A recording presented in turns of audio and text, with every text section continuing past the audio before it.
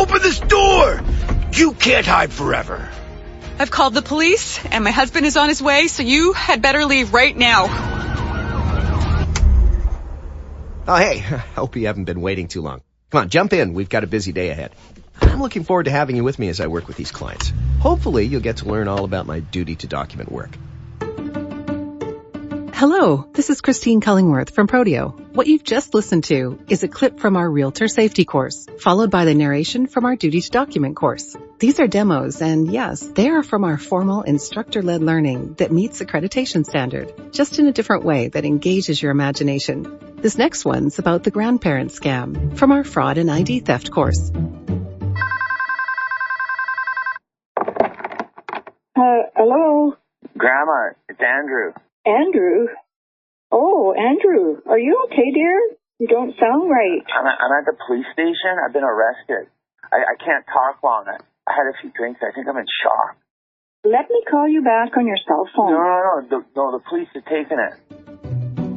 What we want you to be paying attention to is your imagination and the little movie playing in your head while you listen. We're not great at paying attention to the visions forming in our brain, but give it a try.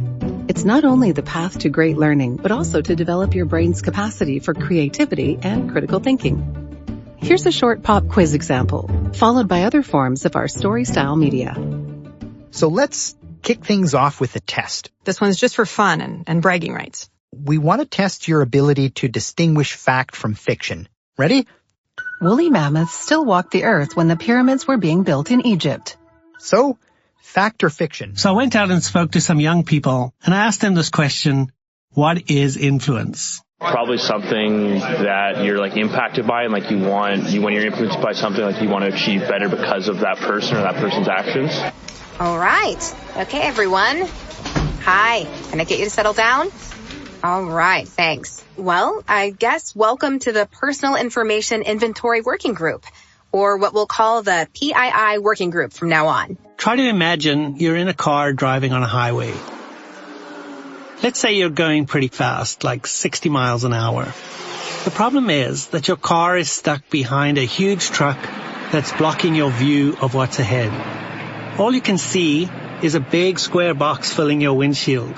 You can't see what's ahead of the truck because they're too close and this truck is just way too big. What would happen if there's an accident in front of the truck, which suddenly has to slam on brakes? What happens to your car behind the truck? These clips include a scenario, narrator, street interviews, and the use of an analogy. Were you able to see with your mind? Research shows that creativity happens in areas of your brain that are not connected to your eyes. Here's a parable, another scenario, and finally, an expert interview with Marshall Goldsmith. Let's start with the story of Ned Ludd. It's 1798. It's Nottingham in England. And on a beautiful summer's day, Ned is walking alongside the banks of the River Trent. In the distance, he notices a new building, and on that building is a strange object he's never seen before. It's a water wheel. Curious, Ned goes to the building and looks through a window. And what he sees absolutely shocks him, because Ned is witnessing the first mechanized loom on the planet. Ned went back to his fellow weavers and told them what he saw. Everyone was worried.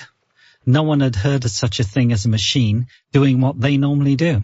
In fact, later on that night, a group of weavers famously went to the building, broke into it, and smashed the loom with sledgehammers.